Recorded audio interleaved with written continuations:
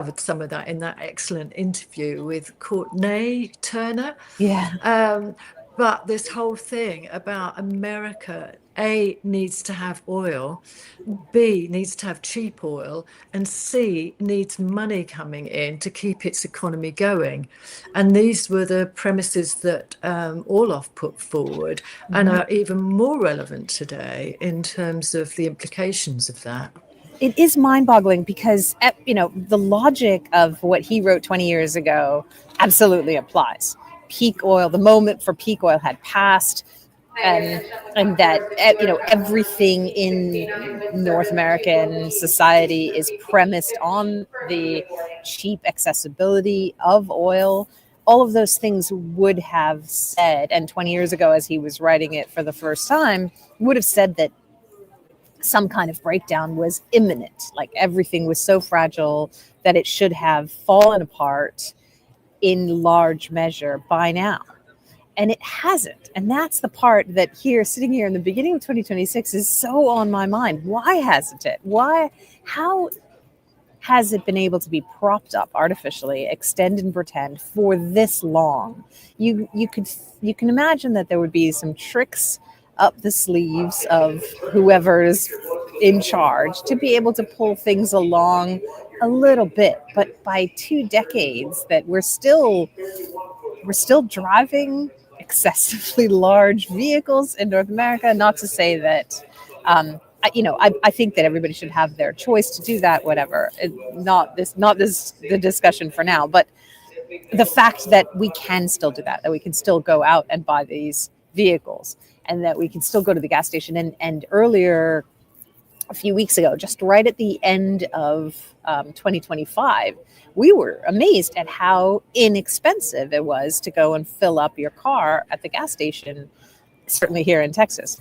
I can't explain why. You would think that all of those things, all of those arguments that Dmitry Orlov made would have started to mount up to the point where he would have predicted probably that, a gallon of gas would have been in the double digits by now. And it was not. It was unbelievably inexpensive relative to what we know about the world that we live in. So many of these things just don't make sense based on sort of logic or reality. And that's what I think is really fascinating, understanding the why, but what he describes, I think, of the how things fell apart and how people reacted and what happened next is really fascinating. It's very fascinating, and I'm going to come back to that because it has a sort of personal connotation for me, that question. But as people have joined us, it would be good to know in the chat whether you've read the book, come across Dmitry, and if you've got any answers to that question, why haven't we collapsed yet? But I think we have, and I think it's just that we're not noticing how we have, because systems are failing in this country. Social services, the medical system. My daughter's been waiting for nearly a year for an operation on our health system, and she's down as an emergency. So, this is creaking. And the other thing that I think is, as I said, personal, not just about that, but the whole thing about, I thought we were going to collapse 20 odd years ago, and I changed my life because of that. And I cannot believe that we're still tripping along, and we still have comfort, we still have affluence, restaurants are full, all of those things. But on taking account of the things that have happened at the start of 2026, I do wonder if we're on the precipice, because some people might see what's happened with Venezuela is strengthening Trump and the political class and the elite and all of those people, that they have a plan, the technocracy, all the things that they want to bring in. But other commentators are saying that it's weakened America considerably because it's alienated them. They've become a rogue state. They cannot be trusted, that they will have accelerated the move away from the dollar. Maybe what we're now seeing. What was it? I think there was a quote, wasn't there, that collapse would happen slowly and then go with a bang. Yeah. Slowly at first, then all at once. Yeah, something like that. Are we at that time?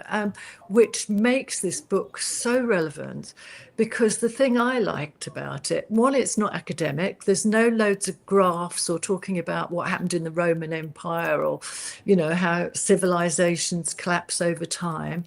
It's really sort of practical observations and his opinions. The other thing, I mean, it's like in the UK, it's like we say it's like Marmite, which you may not have heard of, but you either loved it or you hated it. And some people didn't like his style; they didn't like it. I mean, he's a Russian. He's very pro-Russia, and he sees that, but he's very willing to put the flaws that he saw out there as well. Which makes interesting reading. And it's not a prepper book. Right. That was the other thing that I warmed to within it, that it's not saying go and get a gun and hide out somewhere. It's actually saying people came through this. This is why we said it. He says it's an upbeat guide, but people came through. The systems collapsed, the money system went, they lost their pensions, their savings, but the people didn't collapse. Right. And it took them, when you think about it, that Russia is now a thriving economy again and a superpower again in that short period of time is staggering. Right. I think that is an amazing part of it again, and why it's a really interesting book to be reading now, because he describes the hard times that people went through, but in a very short amount of time, we know that there has been a rebound for a good segment of the population, and that it's really interesting. All of this really comes down to definitions, because like I said, well, why hasn't collapse happened yet? And you said, well, it has. And so it's all down to how what you're expecting and how you define what that looks like. And in the same way, the stories that Dmitry lays out in the book show that what we've been saying all along, ever since we started Collapse Life, is that it doesn't mean that everything falls apart all at once. You wake up the next day and there's nothing. It's not like a wasteland overnight. It's just this slow erosion and implosion of how things used to be, and then something comes to replace that. That's, I think, what comes through really clearly in his book. Some people didn't survive it. He describes really clearly, especially sort of men in their 40s and 50s who were the ones who had framed their reality around work when they were no longer able to work. Many of them turned to drink, or there was a high rate of suicide as well. So that's actually something that we can maybe explore a little bit more, because it's probably a reality that exists in the UK and in the United States as well, that there's going to be certain segments of the population who are going to be affected very differently. And obviously the Soviet Union experience is very different from what we'll see in Europe and what we'll see in North America as well. That was another thing that I thought was really interesting, is that he described how, because there wasn't a lot of private home ownership and all real property was managed by the state, one good thing that came out of that is it meant that there wasn't a huge amount of homelessness.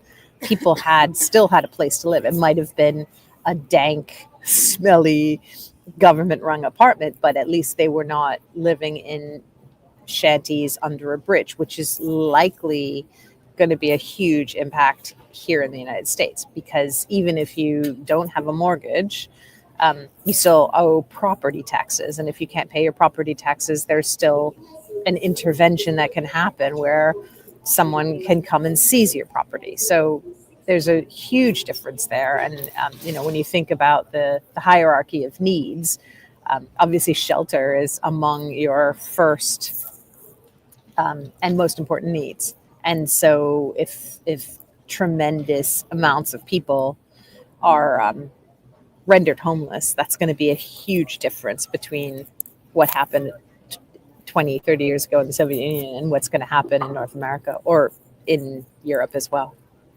I don't know whether you're noticing it on that point, but I went into the nearest city to where I live, and there's far more homeless people there. And you notice it in London and other places that I visit. That's an increase, and an increase in the use of drugs. Those are sort of systems breakdowns. And that's also worth noting that there are some very different conditions to what's happening now to what was happening when Dmitry wrote the book.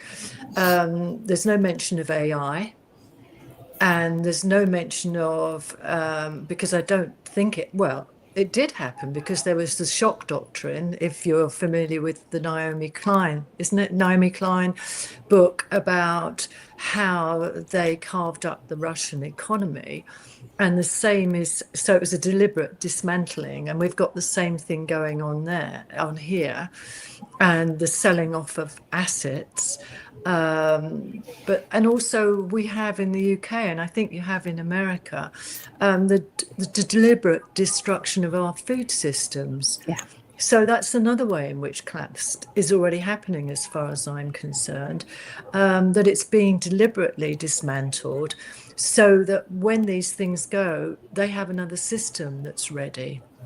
Yeah. And that's why I think this book is so relevant. And again, it's not reinventing the wheel. It's, be in charge of what your necessities are.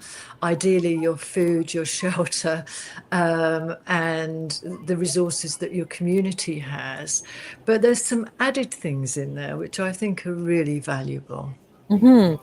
So it's interesting that the title of this talk is that it's the surprisingly upbeat guide to a pretty dark time. So can you talk a little bit about why, in your recollection of reading the book a while ago, why it is surprisingly upbeat?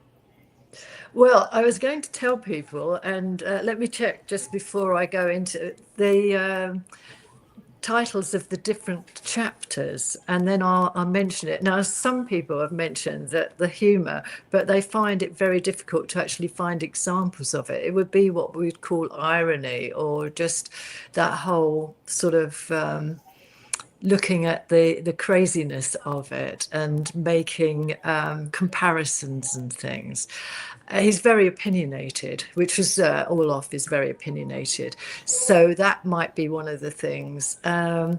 So yes, and that people actually came through it, I think, is the upbeat aspect of it. It Right. didn't go Mad Max or the dystopian movies.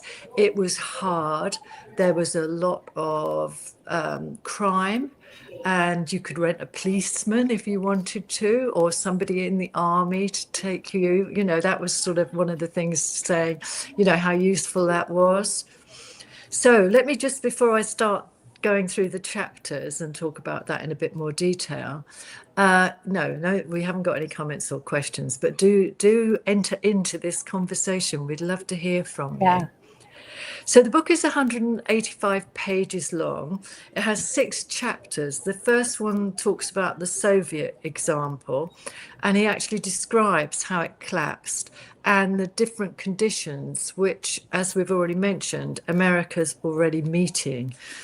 Chapter 2 is about the superpower similarities, the food production, consumer goods, information technology, militarism, jailers. He talks about the prison system and the justice system. And his humor would be saying things like, well, the justice system in America works great if you've got money, and it'll be good for you. But if you haven't got money, it's a disaster.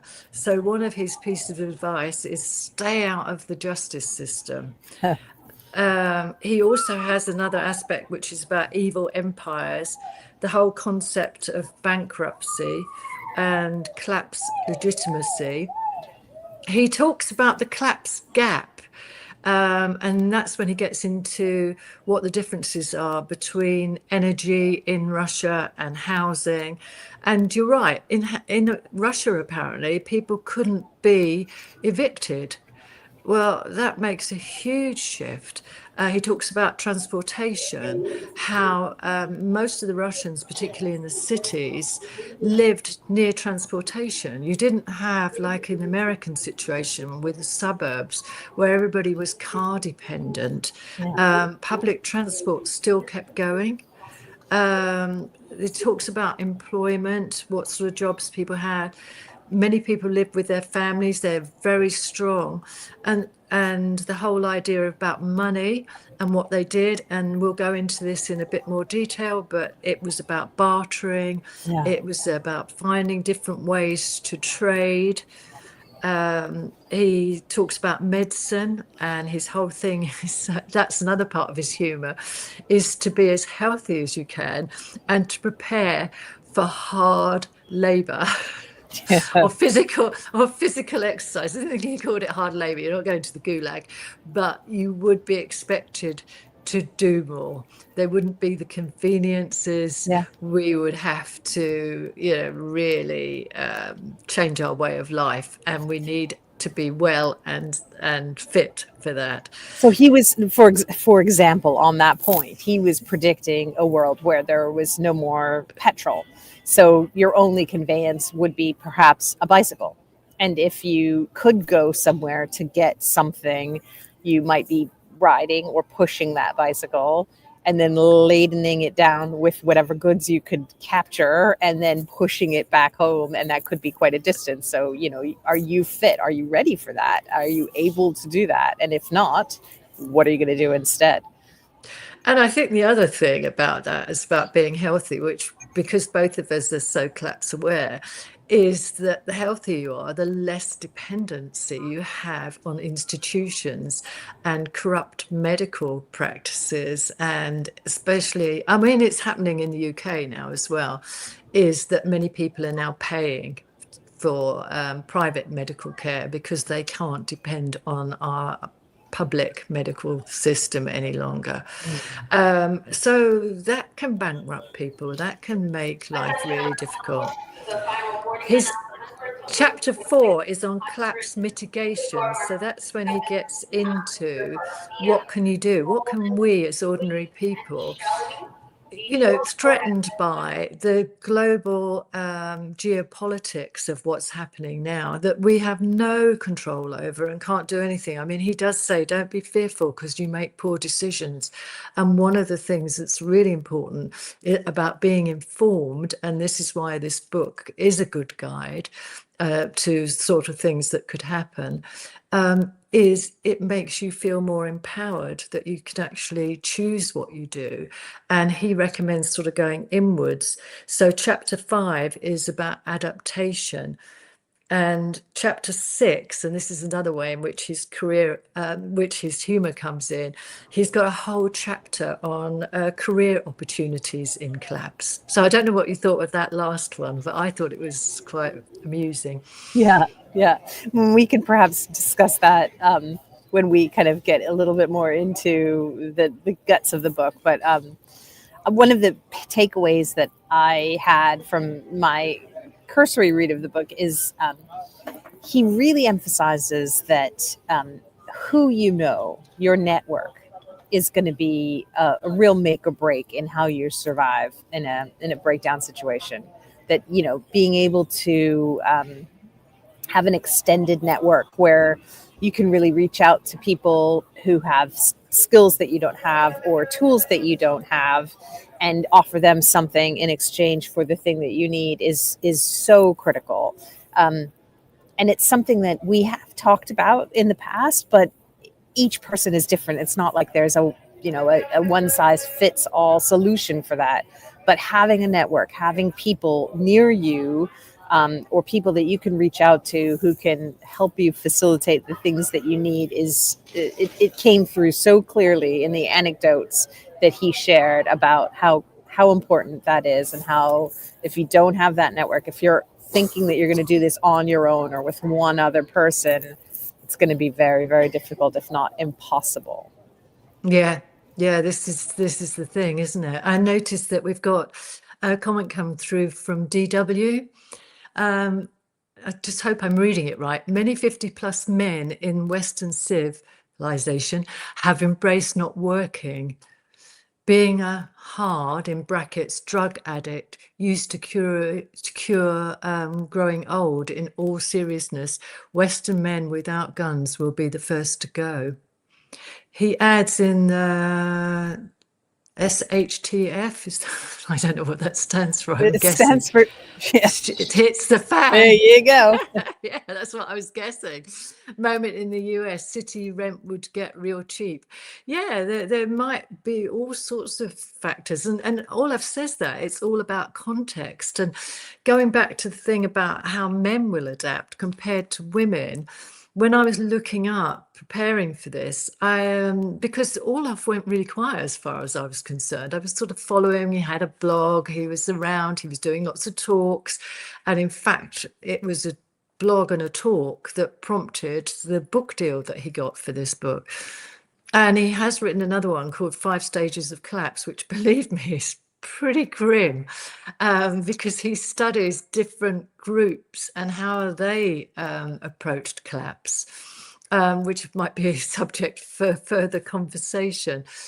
But he has a more recent book which came out 2 years ago. If people are thinking about reading him, then I suggest that you might go. I think it's called Ready, Steady, Bolt, and it's 2 years old. And he talks not just about the differences in the two empires, but how what's happened in Russia recently, like the sanctions, has strengthened Russia, has made people innovate, to be creative, and provided a sort of shield from which Russia's had to learn to adapt because of these sanctions that are aimed against them. And the other thing that I thought was really interesting, and I have ordered it, he has a book which is entitled Women at the Edge of Societal Collapse. So he talks about, as far as I understand, but I'll update you when I get the book, because that I thought was really interesting, because from what I perceive, yes, there's a lot of men who are collapse aware, but there's a lot of women who also seem to be plugged into that and willing to look at what they need to do to adapt. And I don't know if anybody's done any research. Are there more men that are collapse aware than women? But I've not come across anybody who's actually said these are the differences. Yeah, it's a really interesting one. I'm going to put myself on mute because there's announcements in the airport, but it's a really interesting one. Okay, and we've got one from Jason saying how they keep the Western system afloat. Look into Simon Dixon's concept of proof of weapons network. It's a combination of corporate, military, and financial structures around the US dollar to enforce and keep it on top. But the financial system is changing and morphing to utilize stable coins to keep the US dollar propped up. Yeah, I think you're right, Jason. I think that's partly of what's going on. We didn't really perhaps address that question as fully as we could. Why haven't we collapsed? Because we're printing money, because we're stealing resources from people, because we're lying, and we are funneling money that should go into social and infrastructure projects or even into industry. I mean, this is one of the things that weakens America, is they're not investing in their work, in their industrial base. They've outsourced it all to China. And the whole financial apparatus is now dominated by hedge funds and the Wall Street and things like that, who are running the show. But lots of people say that is just going to collapse. It's so fragile. You know, Catherine Austin Fitts and people like that who worked in government and have been following it for a long time. So that's another thing about what's been happening in a very short period of time this year, is that for some it seems desperate and is a way in which they're trying to prop it up a bit longer. I think the stable coin piece and the whole cryptocurrency, just like with AI, it's a whole other aspect that that was unexpected, or that certainly someone like Dmitry Orlov couldn't have predicted where we would be today. But it changes everything. The technology, the pace of how quickly these things are moving at levels that we can't see. We will only, we'll only see them when they're forced on us in many cases. But the way things are developing, but also the resources that are needed to keep those systems running, this just adds extra layers of huge, heavy layers of complexity to the whole picture. The water and the power that's needed to keep these data centers running, and the rare earths that are needed for the devices, and all of that. It's all now in the mix. It's much more complicated than just pulling oil out of the ground and building pipelines to get it around. And I think that really changes the equation. But it's the stable coin or cryptocurrency piece of it is an essential piece of the plan, I think. So thanks, Jason, for pointing that out. And I think it was in direct response to my saying, why are things going on as long as they are? But I think you're absolutely right. That's why. I think it's such a good question, Zahra. And one of the things when I started to be collapse aware and reading books like Dmitry and various other books that were part of my education, is I had never considered that we would be under threat from our own governments, that we would be under threat from technology, and under threat to destabilize the middle classes, to affect people's living standards. The world has become more dangerous, more threatening, and more uncertain. And I think a lot of people feel that. And again, I come back to, and that's an interesting, really grim view from Deepwater, who suggests that men will start to treat women as property again. And I think this is why Orlov wrote the book about women, because one of the reasons I ordered it is that he said women will be particularly vulnerable in collapse. And so he's actually looking at that, and because I think that's true. And what I can perceive from what he says and the premise that he writes in the book is not just a warning, but to give us the skills, the understanding, the structures, the frameworks that we can have optimal strategies to survive collapse. And I think that anything that adds to our resources, our capabilities, the skills we need is welcome.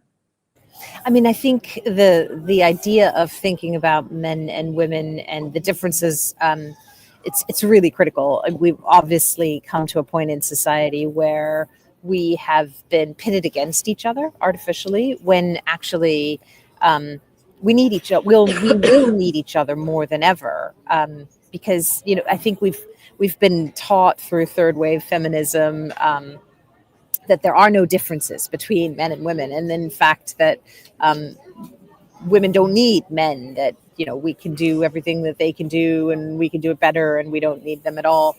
And they're even trying to solve for the issue that a man would be needed to procreate. Now they're actually looking into building technology so that that's not even necessary. It's very, very frightening path to go down.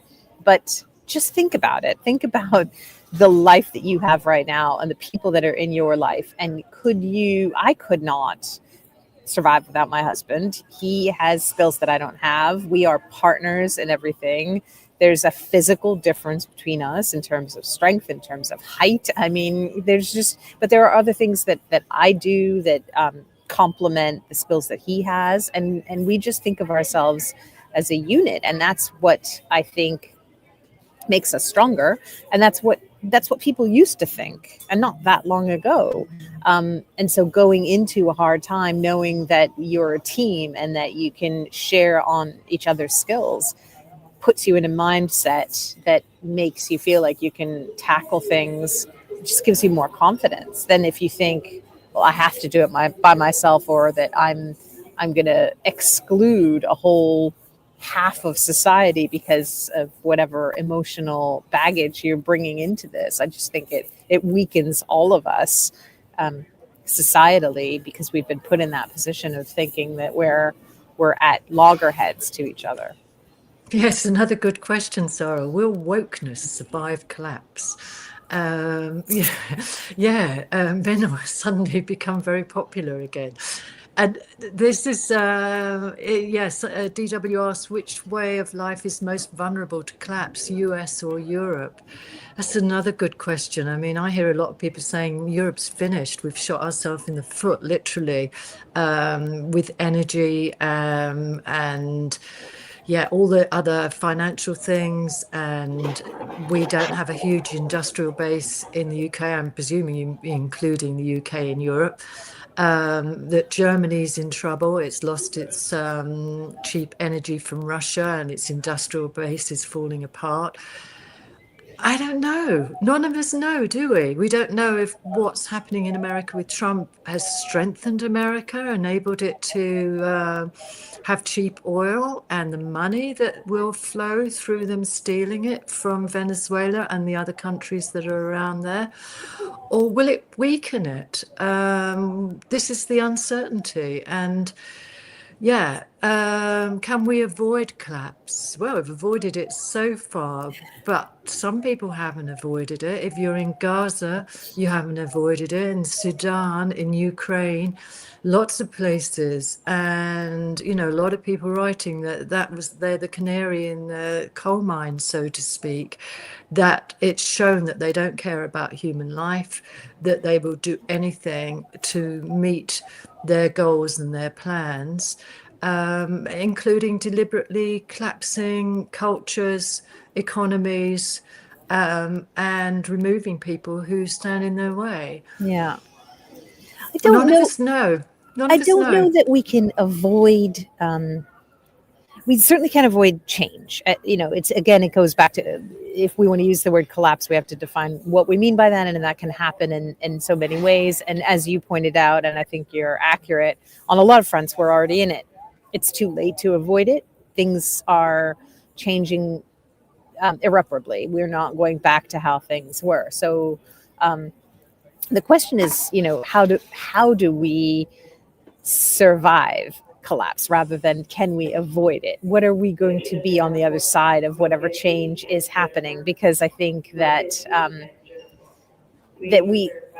we are definitely going through a massive change. Some of it is top down, being imposed on us. Some of it is just natural evolution. Some of it is just the end of an empire, and that's what we are living through. And we just have an ability now to be able to discuss this on live streams on the internet, where people thousands of years ago or hundreds of years ago just didn't have that ability. They wrote things in treatises that got left in libraries for us to read when we were in university. But this has happened before. And there's the comment here that Danny Silikowska, who we had a great discussion with last year on Collapse Life, suggests that no society that's doing what we are doing has ever survived. But again, it doesn't mean that we as human beings won't, or our children, our grandchildren won't have some future. It's just, I think the moment that we're in now helps us define how much of that we have control over. And I think the question between, what's happening in the US and Europe is an interesting one, because on the surface, it might look like things are different, but if you really read between the lines, it's not. It's easy to look at the United States as this big monolithic power and almost have a little bit of schadenfreude that like this is happening to the US after everything that the US has done. But the global systems that are being built under the name of technocracy, that's happening everywhere. And you only have to look at the headlines to see that the systems are moving on all fronts. It's almost not even necessary to think about who's going to fare better, because we're all going to be in the same net. We're all going to be fish caught in the same net, and it's going to be a very, very wide net. Those are just some of my quick thoughts. Yeah, and if I bring it back to Orlov, he says that collapse is inevitable. All empires collapse, and how they do it is, follows similar patterns in some ways, but he likes to put forward, and again, this is him being light-hearted, is that some people will survive, they'll be on the margins, and he says, don't waste your time trying to change, to stop it collapsing or to change its direction. That whole thing about accepting that it's going to happen. And the things that he puts forward are really about living a simpler life. And we can go into that next week. It's been a good kickoff, a good start, and I appreciate you doing this from the airport mid-journey, and appreciate the questions that we've had and the people being here.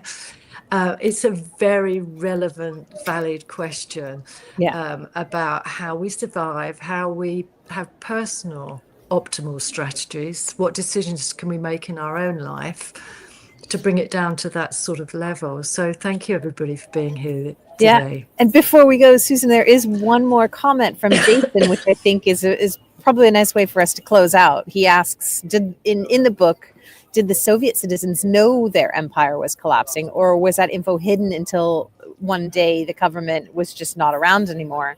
Since the US is in a slow motion collapse, this gives us more time to prep, in my humble opinion. And I think that's probably correct. We should be aware of what's happening, and that's why you do what you do, Susan. That's what we do at Collapse Life, because this shouldn't take anyone by surprise. I hope that there's nobody who will be underwater immediately when things change. And I don't think, again, that it's going to just be Monday morning you wake up and the world is different.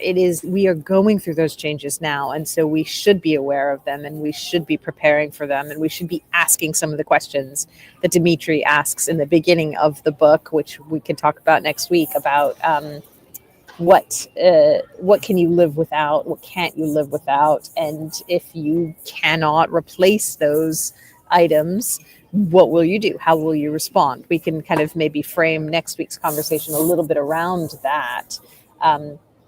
But I think that we are probably more aware now than perhaps previous generations.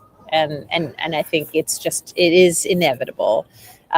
Last comment here, the window is closing quickly, but there is time. But black swans exist and they will pop up. So when is the question, really? Not if, but when.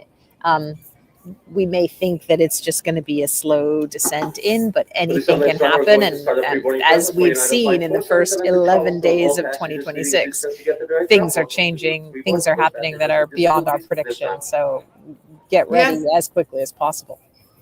Yeah, I think that they were aware of it in Russia, but I think it was so in decline, with little resources, shop shelves being empty, queues, life being very difficult for them for quite a long period of time. But then when it actually just went, was pretty quick. So it's that, as we mentioned earlier, it was slow, bang.